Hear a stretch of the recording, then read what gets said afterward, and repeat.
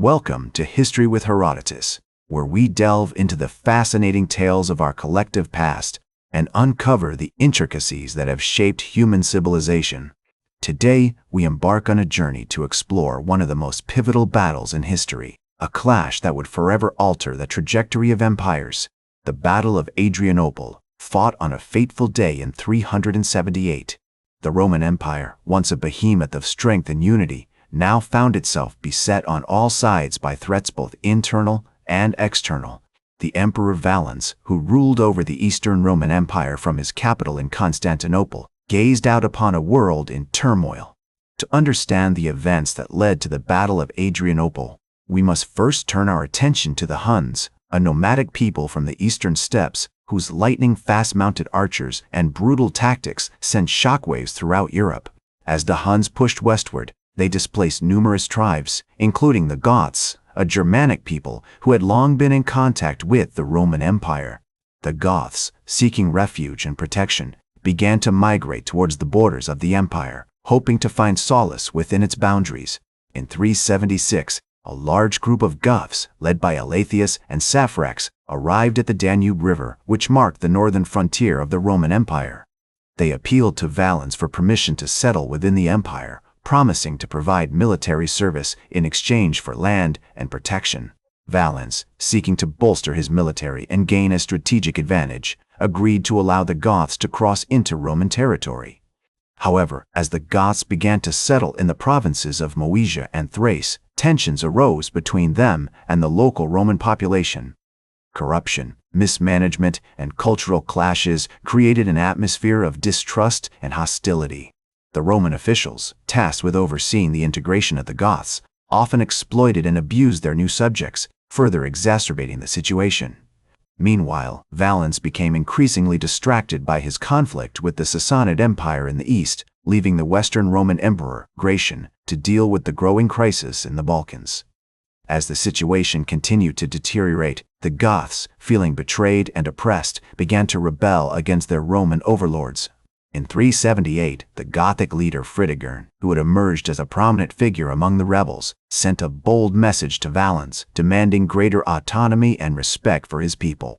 Valens, perceiving this as an affront to his authority, decided to take decisive action against the Goths. He assembled a large army, consisting of veteran legions and auxiliary troops, with the intention of crushing the rebellion and reasserting Roman dominance.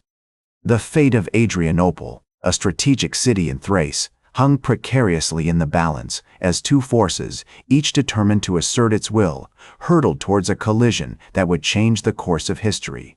As the Roman army, led by Valens, approached the Gothic strongholds, the atmosphere grew increasingly tense. The Goths, aware of the impending battle, had been busy preparing their defenses, utilizing the terrain to their advantage. On August 9, 378, the two forces clashed near the city of Adrianople in what would become one of the most pivotal battles in Roman history. The Roman army, composed of approximately 15,000 to 20,000 soldiers, was a formidable force with veteran legions and auxiliary troops at its core. However, the Goths, led by Fritigern, had assembled a sizable army of their own, estimated to be around 10,000 to 15,000 warriors. The Gothic forces were largely composed of cavalry, with their fearsome mounted archers playing a crucial role in the upcoming battle.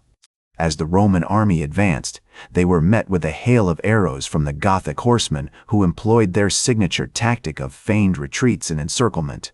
The Roman infantry, weighed down by their heavy armor, struggled to keep pace with the agile Gothic cavalry. The scorching summer sun beat down upon the battlefield, exacerbating the exhaustion and discomfort of the Roman soldiers. The battle raged on for hours, with both sides suffering heavy casualties. The Roman legions, attempting to hold their ground, found themselves increasingly surrounded by the Gothic forces. The Emperor Valens, eager to crush the rebellion, led a series of ill-fated charges against the Gothic lines, only to be repelled each time. As the day wore on, the Roman army began to falter, its formations disintegrating under the relentless pressure from the Gothic cavalry. The once disciplined legions now found themselves in full retreat, pursued by the triumphant Goths. Valens, realizing his army was on the brink of collapse, attempted to rally his troops, but it was too late. The emperor himself fell in the chaos, his body never to be recovered. The Roman defeat was catastrophic, with estimates suggesting that up to 2/3 of the army perished in the battle. The Gothic victory, on the other hand, marked a significant turning point in their struggle for independence and self-determination. Fritigern, the cunning Gothic leader, had outmaneuvered and outfought the Roman army, securing a decisive victory that would echo throughout the empire.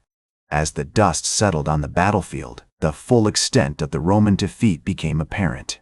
The once mighty legions lay scattered, their armor dented and battered, their bodies broken and still. The Goths, victorious but not unscathed, surveyed the carnage with a mix of emotions: elation at their triumph, sorrow for their fallen comrades, and trepidation at the uncertain future that lay ahead.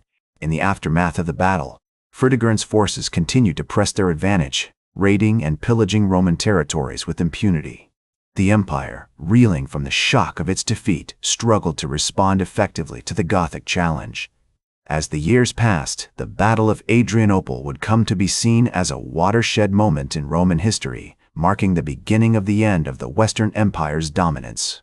The Goths, once a peripheral threat, had emerged as a major force, one that would continue to shape the course of European history for centuries to come. As the historian Ammianus Marcellinus so eloquently put it, the Battle of Adrianople was a disaster of such magnitude that it shook the very foundations of the empire, and from which it never fully recovered. Today, the Battle of Adrianople is remembered as a pivotal moment in the decline and fall of the Roman Empire. It serves as a stark reminder of the fragility of even the greatest civilizations and the enduring power of determined resistance against overwhelming odds. The legacy of Adrianople can be seen in the modern nation-states that have risen from the ashes of the Roman Empire. The battle marked a turning point in the evolution of European politics, as the continent began its slow transition from a unified imperial system to a patchwork of smaller, more fragmented states. It also had a profound impact on the development of warfare, as the traditional Roman tactics of discipline and formation gave way to more fluid, adaptable strategies that emphasized mobility and surprise. The Battle of Adrianople may be lost to the mists of time, but its impact remains, a testament to the enduring power of human agency and the indelible mark we leave on the world around us. That's all for today's History with Herodotus. Remember to like, share, and subscribe, and until next time, remember that to understand the present, we must first understand the past.